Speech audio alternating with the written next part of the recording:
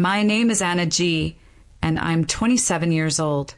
4 weeks ago, my parents sold my grandmother's antique piano, the one she promised would be mine, and used all $95,000 to buy my sister a brand new Mercedes. They thought Grandma was too sick in hospice to ever find out. They thought I was too weak to tell her. They were wrong. When I finally told Grandma what they'd done, she didn't cry. She didn't scream. She simply reached for her phone, dialed one number, and said 7 words that would destroy everything my parents thought they owned.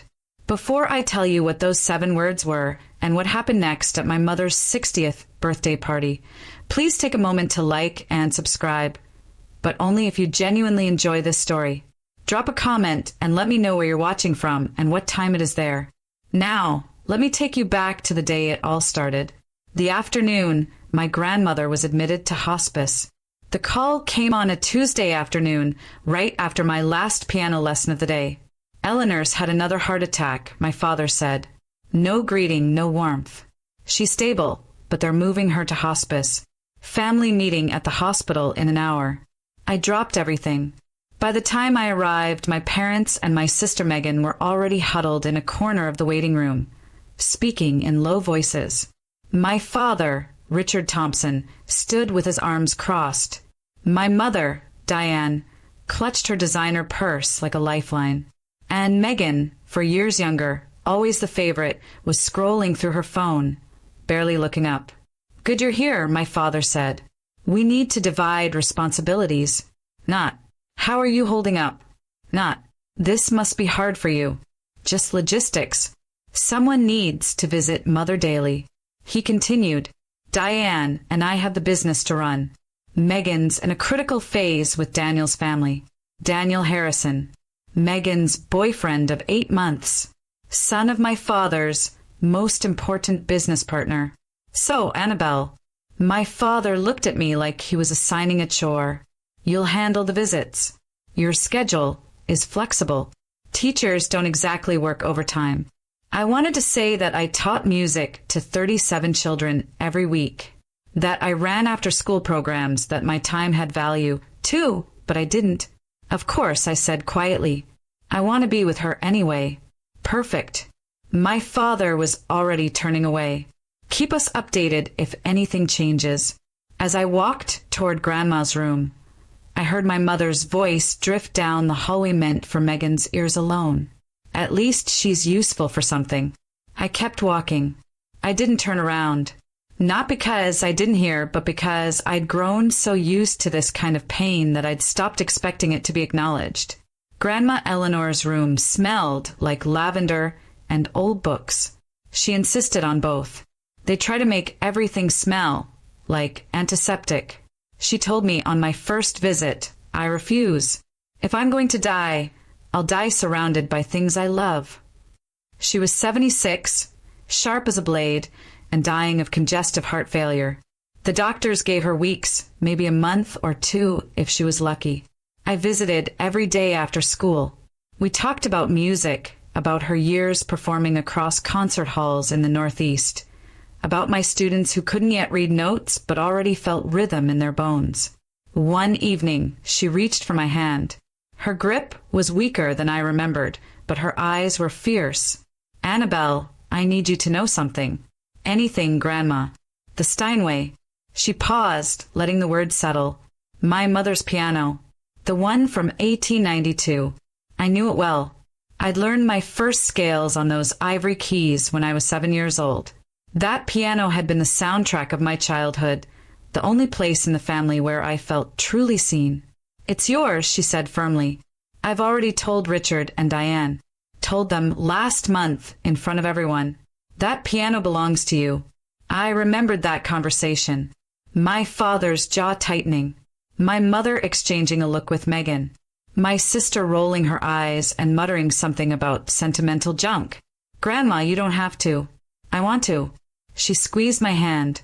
You're the only one who understands what it means. Promise me you'll take care of it.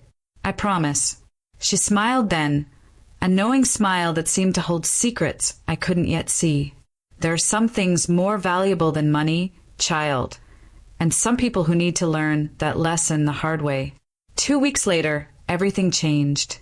Grandma had asked me to bring some old photographs from her house, pictures of her performing days, images she wanted to see one last time. I still had a key, so I drove over after school on a rainy Thursday afternoon. The house was quiet, too quiet. I walked through the foyer, past the dining room, and into the living room where the Steinway had stood for 30 years. The space was empty. I stopped breathing. Where the piano should have been, there was nothing but a rectangular indent in the carpet, a ghost of something that had lived there for decades, now violently removed. My hands were shaking as I pulled out my phone. "Mom." My voice cracked. "Where's Grandma's piano?" A pause, then my mother's voice, casual and dismissive. "Your father handled it. Adult matters, Anna. You don't need to worry about it." "Handled it? How? Where is it?" I said, "Don't worry about it, Mom." Click. She hung up on me. I stood in that empty living room for what felt like hours, staring at the indent in the carpet. The rain pattered against the windows. Somewhere in the distance, thunder rolled. I drove to my parents' house that evening. My father answered the door with a glass of scotch in his hand, looking annoyed at the interruption. "The piano," I said. "What did you do?" He didn't even flinch. "Sold it. Got $95,000 for it. Good price." The world tilted. "You sold it?" "Grandma said it was mine." "Grandma's dying, Anna." He took a sip of his drink. "She doesn't need a piano. And neither do you." Behind him, I heard the jingle of car keys. Megan appeared in the hallway, grinning. "New keys for a new car. You bought her a car?" My voice was flat. "With Grandma's piano." My father shrugged like I'd asked about the weather. "Mercedes-Benz. Megan needs to make the right impression on the Harrisons. Daniel's family is particular about appearances. That piano was supposed to be mine. And what would you do with it?" My mother appeared behind my father, arms crossed. "You teach children's music classes, Anna. You don't perform. You don't have the space. Megan needed that money for her future." Her future. I repeated the words, tasting their bitterness. Megan sauntered into the foyer, swinging her new keys like a trophy. "Don't be jealous, Anna. It's not a good look." She smiled all teeth. "Maybe if you'd picked a better career, you could afford nice things, too." I looked at my parents, at my sister, at the life they'd built where I was always the afterthought, always the one whose needs came last. "Does Grandma know?" Silence. "Does she know you sold her piano?" My mother's face hardened. "She's in hospice, Annabelle. She's on morphine half the time. She doesn't need to know anything that might upset her." "You mean you don't want her to know?" My mother stepped closer, her voice dropping to something cold and threatening that if you tell her and it causes her stress and something happens, that will be on you. Bookshelf. Failed a math test. But lies always wound deeper. They just take longer. I pulled my knees to my chest and thought about the last 28 years. Every time I'd stayed quiet to keep the peace. Every time I'd accepted less because fighting felt futile. Every time I'd made myself smaller so my family could feel bigger. And where had it gotten me? Here, alone, invisible, watching them erase Grandma's wishes like her words meant nothing. If I stayed silent now, I wasn't keeping peace. I was becoming complicit. By 3 o'clock in the morning, I'd made my decision. Grandma deserved the truth. She deserved to know that her son had stolen from her, lied to her, and assumed she was too weak to matter anymore. And maybe, just maybe, I deserved to stop apologizing for existing. I set my alarm for early morning. I would go to hospice before school. I would tell her everything. Grandma was awake when I arrived, propped up against her pillows, watching the sunrise through the window. "You look like you haven't slept," she said softly. "I haven't." I pulled a chair close to her bed, took her hand. "Grandma, I have to tell you something, and it's going to hurt." Her eyes, still sharp despite everything, studied my face. "Then tell me." So I did. The empty space in her living room. The $95,000. the Mercedes-Benz gleaming in Megan's name, my father's casual dismissal, my mother's threat. I told her all of it, bracing myself for tears, for shock, for the kind of devastation that might break what was left of her fragile heart. Instead, Grandma Eleanor let out a long, slow breath, not a gasp of pain, not a cry of betrayal, a sigh, the sigh of someone who had seen this coming. "Grandma," I whispered. She turned to look at me, and her expression wasn't grief-stricken. It was calm, almost resigned. "I knew this might happen, sweetheart. You knew. I know my son." Her voice was steady. "I've watched him become this person for 40 years. I hoped he'd change, but I also prepared for the possibility that he wouldn't." My mind raced. Prepared how? She didn't answer directly. Instead, she reached toward her bedside table. "Hand me my phone, would you?" I passed it to her, confused. She scrolled through her contacts with surprising dexterity, found a name and pressed call. Then she put it on speaker. 3 rings. Then a man's voice, deep and measured. "Eleanor, how are you feeling?" "I'm dying, Harold. But I'm clear-headed and it's time." A pause. "I understand." "When?" "Sunday. Diane's birthday party. At my house. I'll prepare the documents." "Thank you, old friend." She ended the call and looked at me with a small, knowing smile. "Grandma." I stared at her. "Who is Harold?" "Harold Jennings." She set the phone down gently. "He's been my attorney for 30 years. He was your grandfather's closest friend. You have your own attorney?" "I have many things your father doesn't know about Annabelle." Her eyes twinkled, despite the exhaustion etched into her face. "Richard assumes he understands everything about my affairs. He's always assumed that it's his greatest weakness." I felt like I was standing at the edge of something vast, looking down into depths I couldn't see. "What's happening on Sunday at Mom's birthday party?" "Justice." Grandma squeezed my hand. "Delayed perhaps, but justice nonetheless." "I don't understand." "You don't need to understand everything yet." She leaned back against her pillows, suddenly looking more tired. "I just need you to do one thing for me." "Anything." "Come to the party. Dress nicely and bring your patience." A ghost of a smile. "The kind of patience I taught you when you were learning Chopin and wanted to throw the sheet music across the room." I almost laughed despite everything. "That bad? Worse?"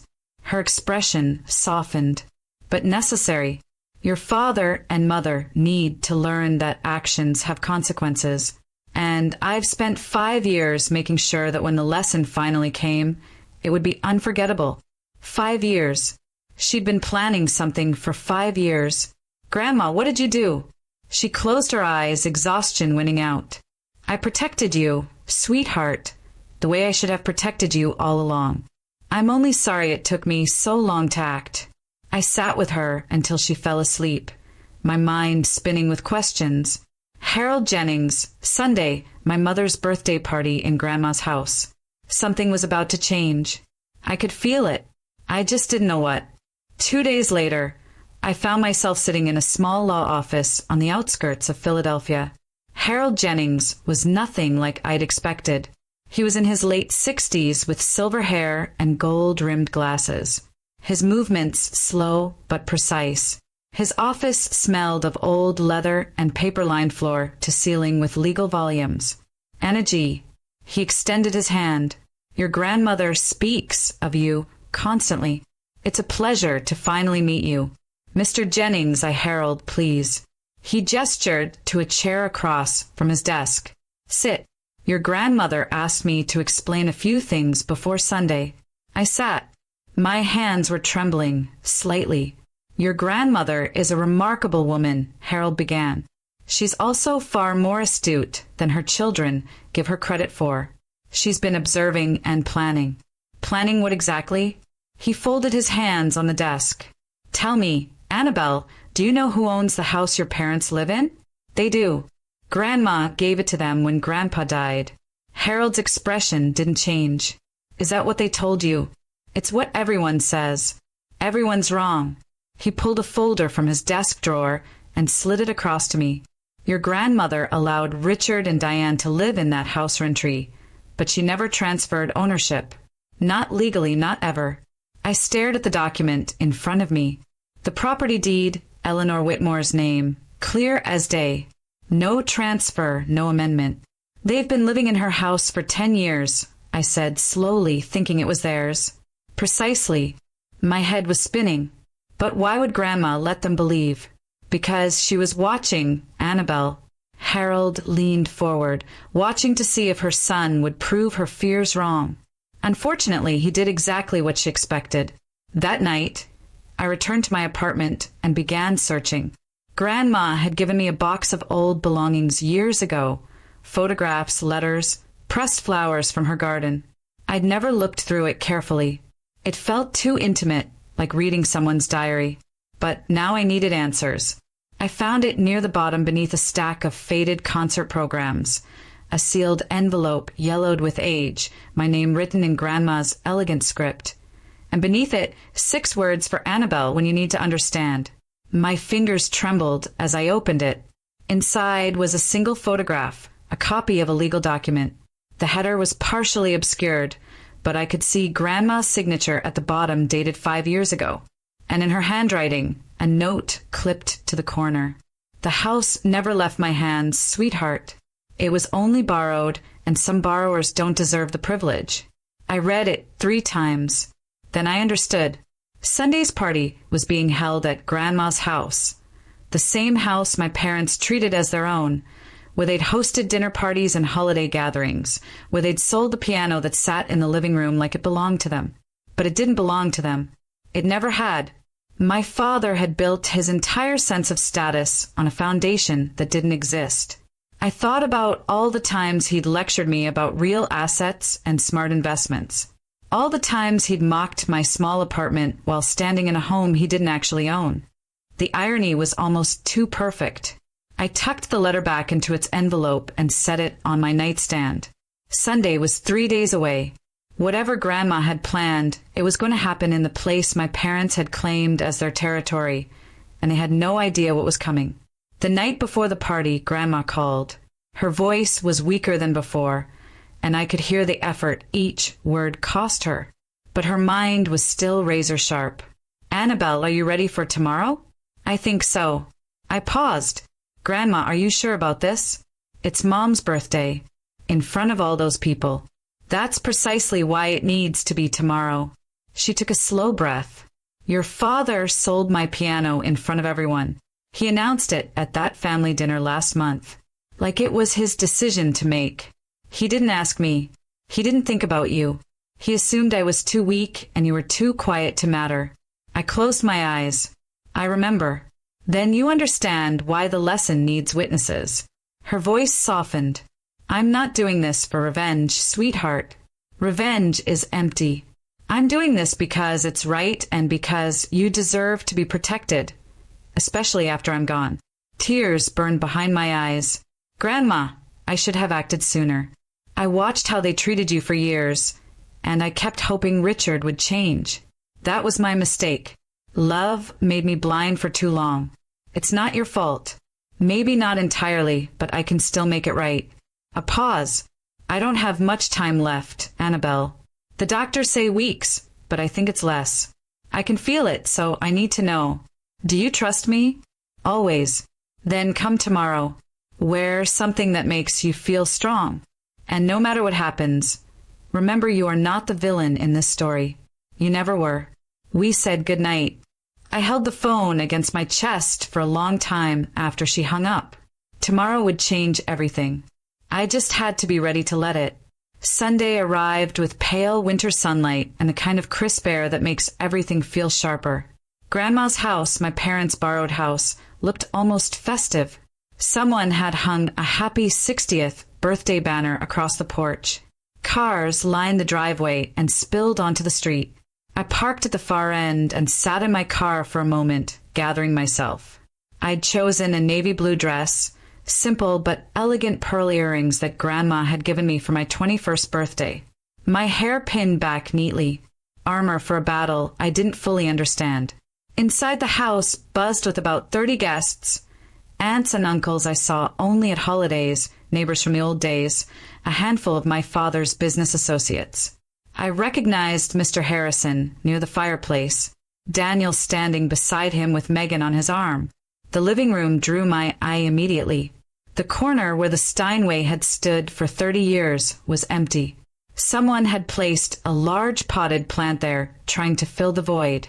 It looked ridiculous, a leafy green apology for something that couldn't be apologized away. My mother stood near the dining table in a red designer dress, accepting compliments like a queen receiving tribute. My father hovered nearby, working the room with practiced charm, and in the far corner, almost invisible among the crowd, sat Harold Jennings. His leather briefcase rested beside his chair. He caught my eye across the room and gave an almost imperceptible nod. I nodded back. My Aunt Margaret, Grandma's younger sister, appeared beside me. "Anna, sweetheart, how is Eleanor really?" "Tired," I said honestly but still sharp. She always was the smart one.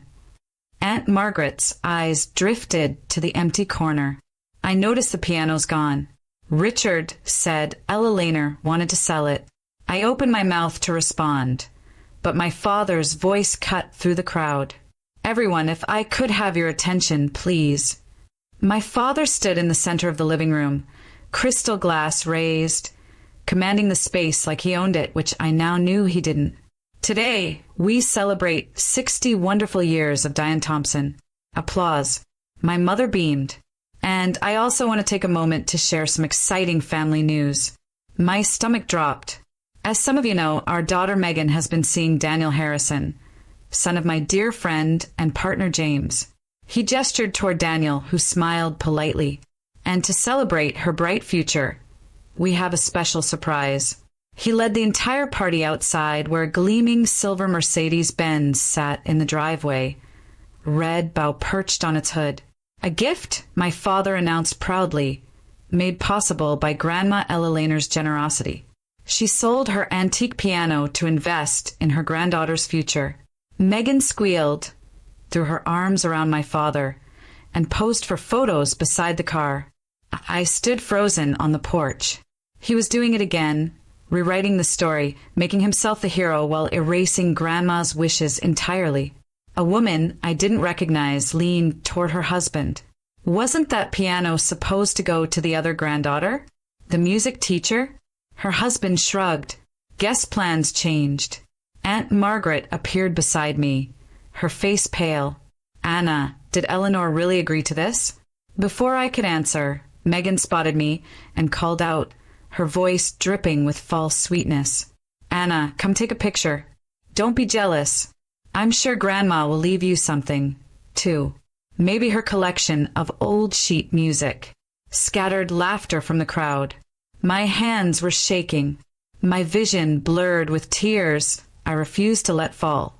And then behind me, I heard the click of a briefcase opening. Everyone began filing back inside, but Aunt Margaret blocked my father's path. "Richard." Her voice was steady, but I could see her hands trembling. "I need to ask you something." My father's smile didn't waver. "Can it wait, Margaret? We're in the middle of did you ask Eleanor before you sold that piano?" The question landed like a stone in still water. Conversations nearby stuttered to a halt. "Mother is in hospice," my father said smoothly. "She's not in a condition to make these kinds of decisions. We did what was best for her. I spoke with her this morning." Aunt Margaret's voice grew stronger. "She's clear-headed, Richard, completely lucid. And she told me, you never asked her permission. You never even told her." More people were listening now. I saw Mr. Harrison frown, saw Daniel shift uncomfortably. My mother pushed forward, face flushed. "Margaret, this is my birthday. Let's not make a scene." "A scene?" Aunt Margaret laughed, but there was no humor in it. "Diane, your husband sold Ella Laner's most precious possession without her knowledge and used the money for a car. If anyone's making a scene, it's not me." The room had gone quiet.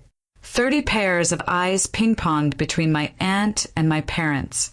My father's composure cracked just slightly. This is a family matter. It doesn't need to be discussed in public. Actually, a new voice said from behind us, I think public is exactly where it needs to be discussed. I turned. Harold Jennings was standing now, his briefcase open, a folder of documents in his hand.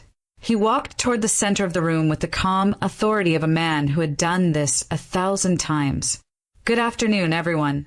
My name is Harold Jennings. I'm Eleanor Whitmore's attorney. My father's face went white. The silence was suffocating. Harold positioned himself near the empty corner where the piano used to stand, a choice that felt deliberate.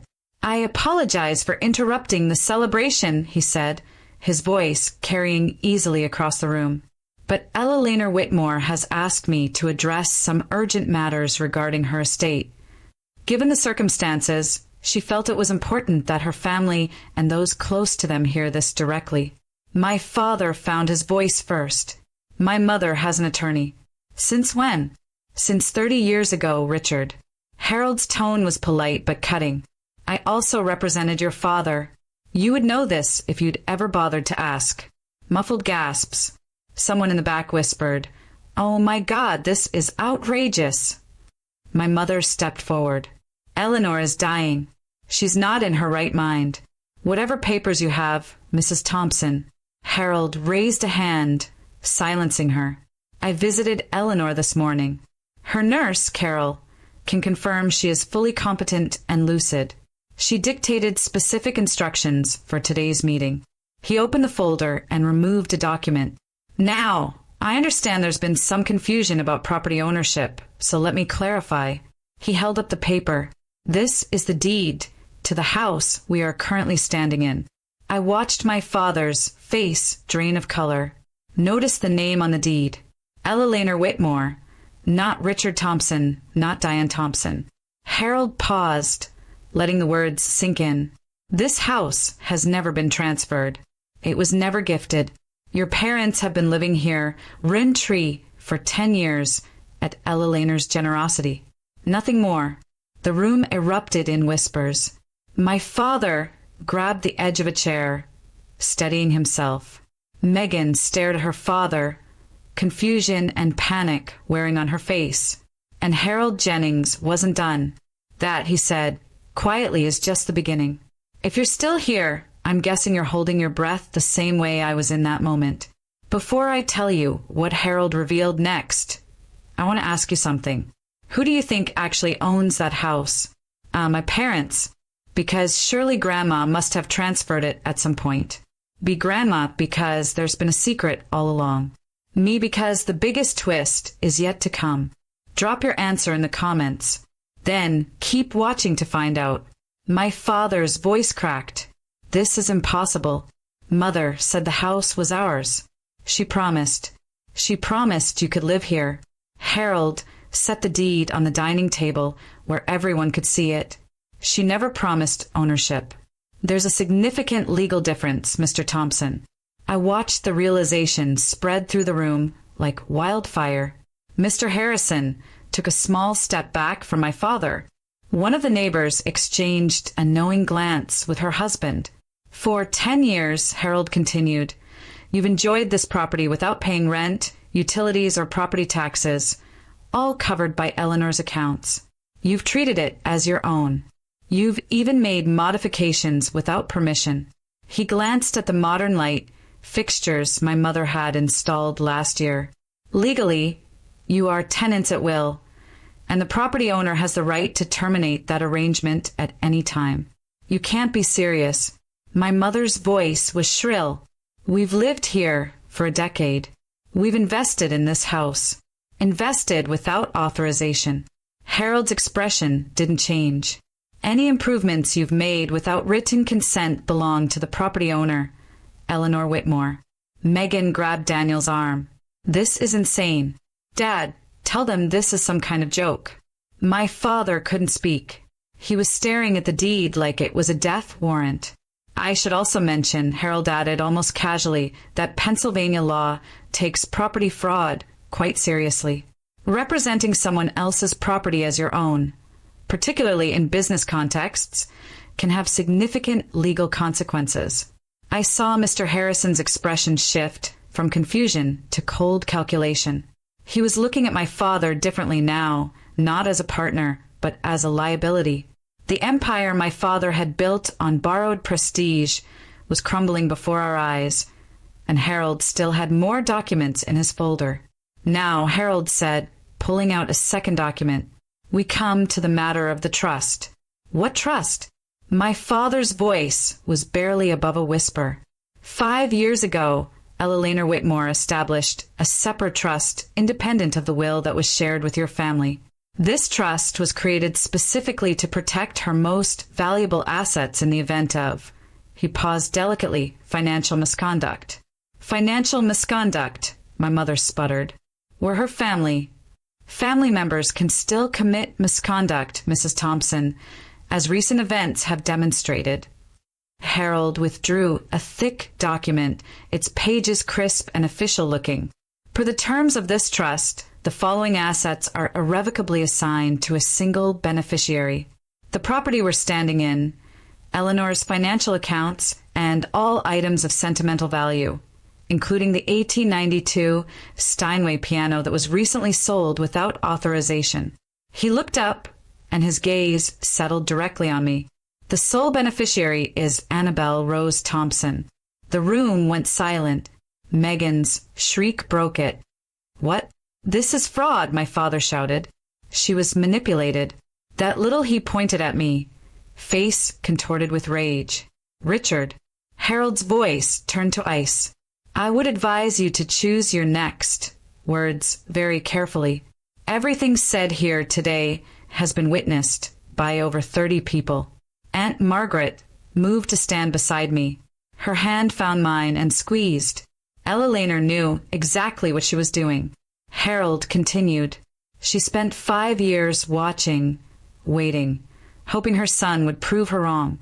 Instead, he sold her most treasured possession to buy a car for the granddaughter who never visits her. He paused. "Actions have consequences, Mr. Thompson. This is yours." My mother was crying now. Megan looked like she might be sick, and I couldn't move, couldn't breathe, couldn't believe what I was hearing. Harold let the chaos settle for a moment before continuing. Regarding the piano sale, he pulled out another document. Since the Steinway was part of the trust and Annabelle is the designated beneficiary, the sale conducted without the trust's consent, that's Eleanor, constitutes unauthorized disposal of trust assets. What does that mean? Megan's voice was small. It means the $95,000 must be returned to the trust within 30 days. Harold's gaze swept across my parents and sister. Failure to comply will result in civil litigation for misappropriation of trust property. Given the clear paper trail, I assure you the outcome would not be favorable for your family. My father laughed, a hollow, desperate sound. "We don't have $95,000 sitting around. The money went to the car. Then I suggest you find a way to liquidate that asset." Harold nodded toward the window where the Mercedes was still visible in the driveway, red bow and all. "The dealer might accept a return, though you'll likely take a significant loss." Megan burst into tears. "My car? You're taking my car?" "I'm not taking anything, Miss Thompson. I'm simply explaining the legal consequences of your family's choices." I watched Megan look to Daniel for support, but he had already stepped away from her, his expression carefully neutral. His father was whispering something in his ear, and neither of them looked sympathetic. Additionally, Harold added, "Eleanor has asked me to inform you that your living arrangement in this house will be formally restructured. You may continue to reside here temporarily, but a proper lease agreement will be required." "A lease?" My mother's voice was barely audible. "In the house we've lived in for 10 years. "In the house," Harold corrected gently, "that you never owned." The room had gone deathly quiet. Every eye was on me. My father turned slowly, his face twisted with betrayal and fury. "You did this. You poisoned her against us." I stood my ground. "No, Dad. I didn't do anything." My voice was steadier than I expected. Grandma made these decisions 5 years ago. Before I knew anything about them, I only found out this week. Liar. My mother's voice shook with venom. You've always been jealous of Megan, of our family's success. This is your revenge. Revenge? I felt something cold and hard crystallize inside me. I didn't sell Grandma's piano without asking her. I didn't spend the money on a car for myself. I didn't lie to everyone about what happened. I stepped forward, looking directly at my mother. I'm not the one who said, "At least she's useful for something," when I agreed to visit Grandma every day. I'm not the one who hung up on me when I asked questions. And I'm not the one who threatened me, saying I'd be responsible for killing Grandma if I told her the truth. Gasps rippled through the crowd. Aunt Margaret's hand tightened on mine. I spent 28 years being invisible in this family. My voice didn't waver. I accepted it because I thought that that's what love required. Shrinking yourself to make others comfortable. I looked at my father and my mother, at Megan still crying over her doomed Mercedes. But Grandma taught me something different.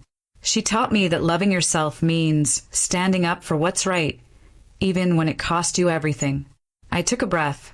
So, here's what I want you to understand. I'm not apologizing anymore. I'm not staying silent anymore. And I'm done pretending everything is fine when it isn't. The room was absolutely still. After the crowd began to disperse slowly, awkwardly, with whispered goodbyes and avoided eye contact, Harold pulled me aside. Annabelle, we need to discuss next steps. I nodded, still feeling surreal, like I was watching myself from outside my body. Legally, you have several options. He spoke quietly so only I could hear. You could demand immediate eviction. Given the circumstances, your grandmother would support whatever you decide. I looked across the room at my parents. My father had collapsed into a chair, head in his hands. My mother stood frozen by the window. Mascara streaked down her face. Megan had disappeared, probably outside mourning her Mercedes. They looked broken. Part of me, a small wounded part, wanted to twist the knife to make them feel every ounce of the pain they'd caused me over 28 years. But that wasn't who I wanted to be. I don't want to throw them out, I said slowly. Not immediately. Harold raised an eyebrow. Are you certain? Yes. I took a breath. Here's what I want. The $95,000 gets returned within 90 days, not 30. I'll give them time to sell the car and figure things out. They can stay in the house with a formal lease agreement at a minimal rent. After Grandma, I swallowed hard. After she passes, they'll have 12 months to find somewhere else to live. That's remarkably generous given everything. Maybe I met his eyes, but I'm not doing this to punish them. I'm doing it because it's right and because I refuse to become the kind of person they are. Harold studied me for a long moment. Then he nodded, a hint of respect in his expression. Your grandmother said you'd respond this way. She's very proud of you, Annabelle. I know. My voice cracked. I know she is. The agreement was drafted right there on the dining room table, witnessed by Aunt Margaret and 2 of the remaining guests. My father signed without looking at me. My mother's hand shook so badly she could barely hold the pen. Neither of them said a word. By the time the last signature was in place, the house had emptied. Mr. Harrison and Daniel had left without saying goodbye. I later learned Daniel had driven away while Megan was still outside crying. The birthday cake sat untouched. The banner drooped sadly over the front porch. Aunt Margaret hugged me tight before leaving. You did the right thing, sweetheart. Eleanor would be so proud. She is proud, I said softly. I talked to her this morning. As if on cue, my phone buzzed.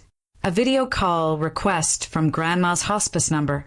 I answered, walking to the empty corner of the living room where the piano used to be.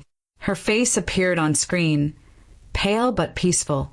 Nurse Carol was visible in the background, smiling. My brave girl.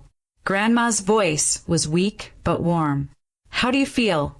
Terrified, I admitted, and relieved and sad all at once. That's how courage feels, sweetheart. It's never comfortable. I didn't throw them out. I gave them time. I know. Harold texted me. Her eyes glistened. You're a better person than they deserve, Annabelle. But that's why I chose you. I pressed my hand against the screen, wishing I could hold her hand instead. Thank you, Grandma, for everything, for protecting me. Don't thank me. She smiled, but it was tinged with sorrow. Just live well, play music, be happy. That's how you thank me. I will. I know you will, sweetheart. She closed her eyes. I know you will. I know a lot of you are probably thinking, so that's it? Did your parents ever change? The honest answer is complicated. Not every story has a perfect ending, but every story has a lesson. Before I tell you what happened in the months that followed, I want to hear from you. Have you ever had to set boundaries with family? How hard was it? Drop your story in the comments. I read every single one. The first week after the party was chaos. News travels fast in small social circles, and the story of what happened at Diane Thompson's 60th birthday spread like wildfire. My father's business partners suddenly became unavailable for meetings. Old friends stopped returning calls. Mr. Harrison formally withdrew from the joint venture they'd been planning. When my father demanded an explanation, the response was cold. I can't do business with someone I can't trust. Richard, if you deceive your own mother, what would you do to a partner? The deal would have been worth over $200,000. Gone in an instant.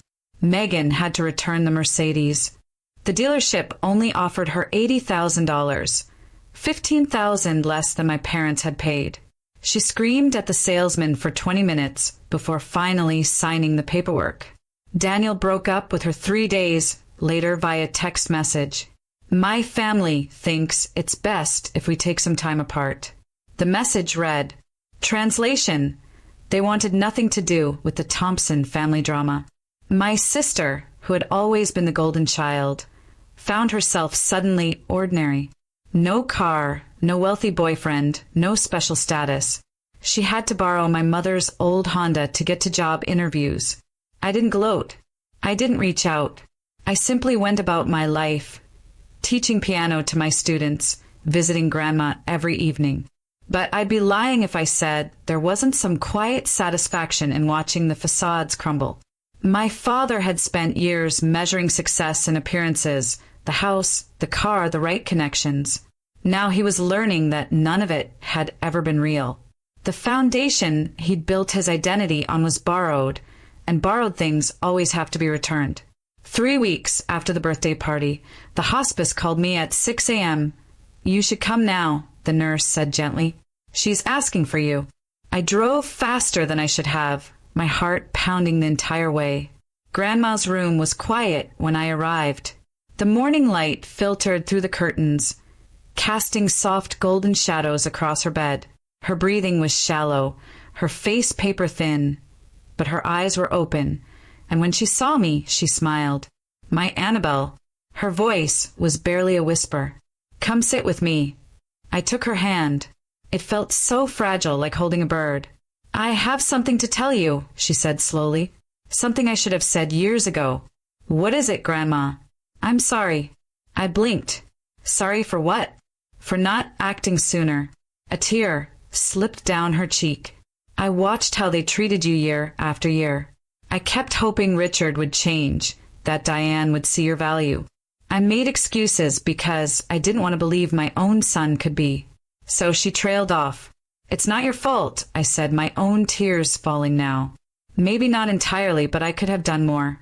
I could have protected you earlier instead of waiting until I was dying. She squeezed my hand weakly. I'm sorry, sweetheart. You deserved better. You gave me everything that mattered, I said fiercely. Music, love, the knowledge that I was worth something. That's more than they ever gave me. She smiled, and for a moment she looked like the grandmother I remembered from childhood. Strong, radiant, full of life. I'm so proud of you, Annabelle. You have a good heart, but you finally learned to guard it. You taught me that. Then I did something right. Her eyes fluttered closed. I'm tired now, sweetheart. Stay with me always. Grandma Eleanor passed away that evening, peacefully with my hand in hers. The funeral was held 5 days later at the small church she'd attended for 50 years. Per her wishes, it was simple. No elaborate flowers, no ostentatious displays, just music, memories, and the people who truly loved her. I played the piano during the service. Not the Steinway that was gone, but a modest upright that the church had owned for decades. I played Chopin's Nocturne in a flat major, the first piece Grandma ever taught me. The church was half full. Aunt Margaret sat in the front row, tissues clutched in her hand. Grandma's friends from her performing days filled several pews. White-haired women who remembered when Ella Laner Whitmore had been a name that meant something in the classical music world. My parents sat in the back. They didn't approach me before the service, or during, or after. My mother wore dark sunglasses that hid her eyes. My father stared straight ahead like a man attending his own sentencing. Megan wasn't there at all. Too emotionally fragile. My mother explained to someone who asked. I delivered the eulogy. I spoke about Grandma's music, her wisdom, her quiet strength. I spoke about how she taught me that love wasn't about grand gestures. It was about showing up day after day and choosing to see someone for who they really were. I didn't mention the drama. The funeral wasn't the place. After the service, my father started walking toward me. I saw him hesitate, take a step, then stop when my mother grabbed his arm and pulled him away. He never made it across the room. Maybe he wanted to apologize. Maybe not. I'll never know. But I'd already made peace with the fact that some apologies never come and some aren't needed anymore. 6 months later, I moved into Grandma's house. It felt strange at first, walking through rooms filled with her presence, sleeping in the guest bedroom I'd known since childhood. But slowly it began to feel like home. I used part of the return money to buy a new piano. Not a Steinway. Those cost far more than $95,000. But a beautiful Yamaha Grand that filled the corner where Grandma's piano had once stood. Different but meaningful in its own way. A new beginning. I started teaching private lessons on weekends. My first student was Aunt Margaret's granddaughter, Sophie. 8 years old, bright-eyed, with the same impatient energy I'd had at her age. When she played her first complete scale, I cried. My parents moved out 2 months after Grandma's death. They didn't wait the full 12 months I'd offered. They said they couldn't live somewhere with so many painful memories. I think they just couldn't stand the reminder of what they'd lost. They bought a small condo across town. My father's business was struggling, scaled down to half its former size.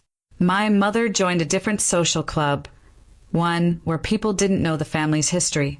We didn't speak, not out of anger exactly, just distance. Some gaps are too wide to bridge, but I wasn't bitter. Bitterness is exhausting, and I had a life to build. In the evenings, I'd sit at the piano and play until the stars came out.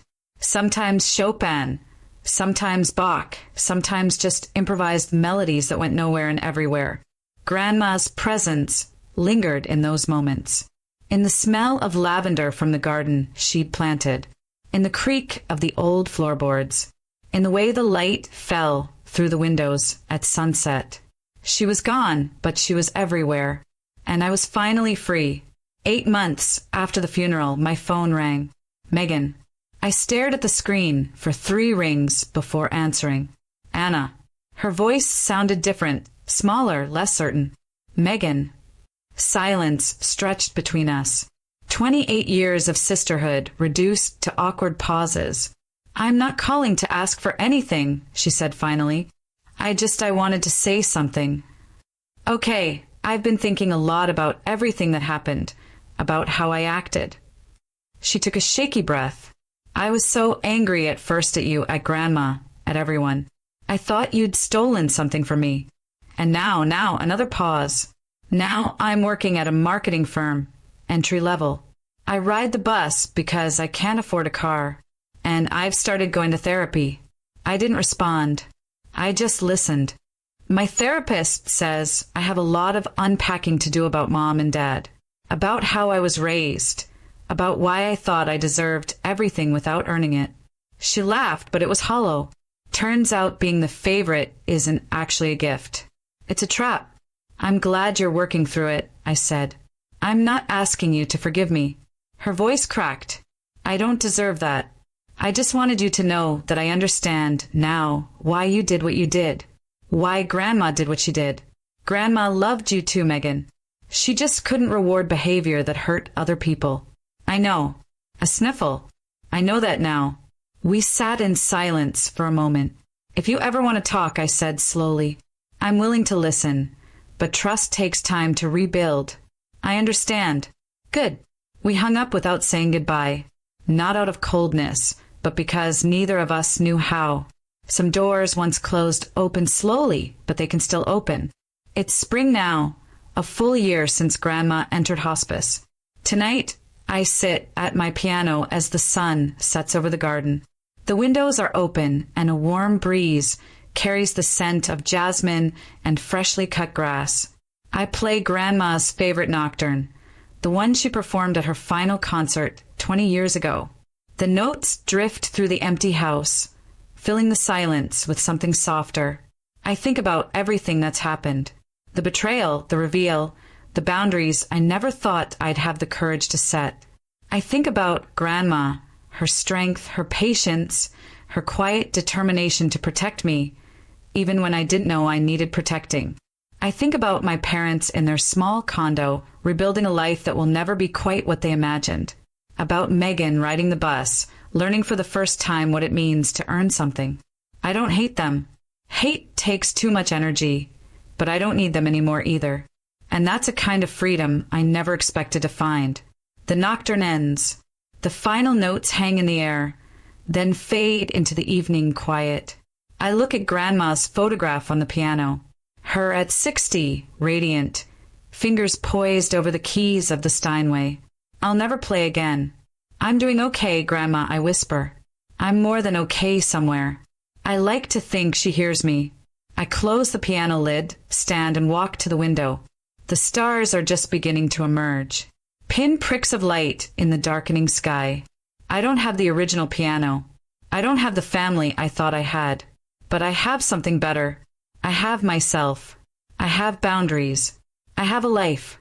If I built on truth instead of silence. And that's the real inheritance Grandma left me. And that's my story. Thank you for staying until the end. If this resonated with you, if you've ever had to stand up for yourself in a family that made you feel invisible, I want you to know you're not alone. Setting boundaries isn't selfish. It's how you honor your own worth. Hit like if this story meant something to you. Subscribe if you want more stories like this, and check the description for more videos I think you'll love. Thanks for watching.